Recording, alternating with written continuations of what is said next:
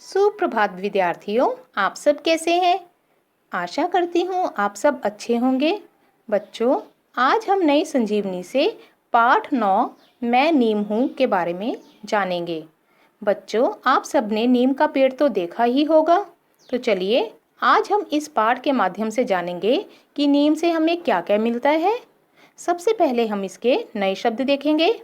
ध्यान, नींब, वृक्ष, पत्तियाँ, टूथपेस्ट, हानिकारक, फोड़े फुंसी, स्वच्छ वायु, मच्छर, निबोरी। बच्चों, अब इस चित्र को देखेंगे। यहाँ पर एक नीम का पेड़ है और एक सामने बच्चा खड़ा है। इस बच्चे का नाम है धवल। इस पाठ में नीम अपने बारे में धवल को बता रहा है। तो चलिए, नीम का पेड़ धवल से बोला, धवल, तुम मुझे बड़े ध्यान से देख रहे हो। क्या तुम मेरे बारे में जानना चाहते हो? धवल ने सिर हिलाकर हाँ कहा। तो नीम बोला, अच्छा, मेरे पास आओ, मैं तुम्हें अपने बारे में सब कुछ बता दूंगा। मेरी बातों को ध्यान से सुनना।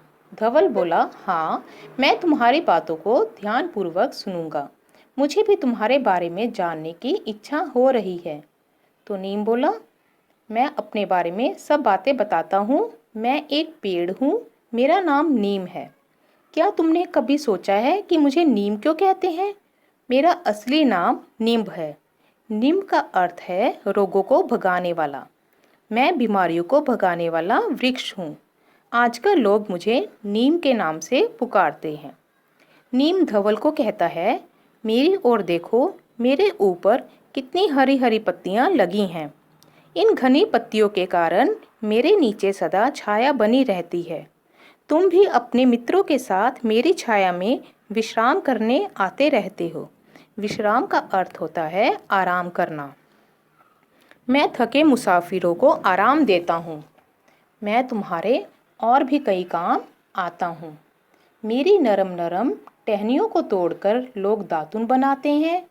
मेरी दातुन दांतों को साफ एवं मजबूत बनाती है। मेरे प्रयोग से दांतों में कीड़ा नहीं लग पाता। अब तो नीम टूथपेस्ट भी बाजार में मिलने लगा है। क्या तुम जानते हो, मेरी सूखी पत्तियों को लोग गर्म कपड़ों के संदूक में रखते हैं।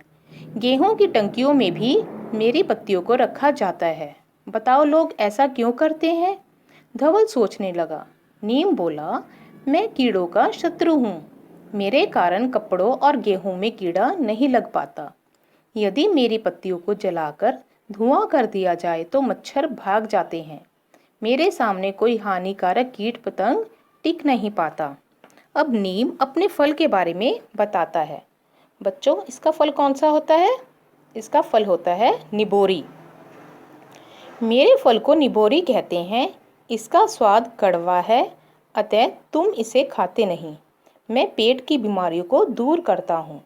मेरी निबोरी में गुठली होती है। मशीनों द्वारा गुठली से तेल निकाला जाता है।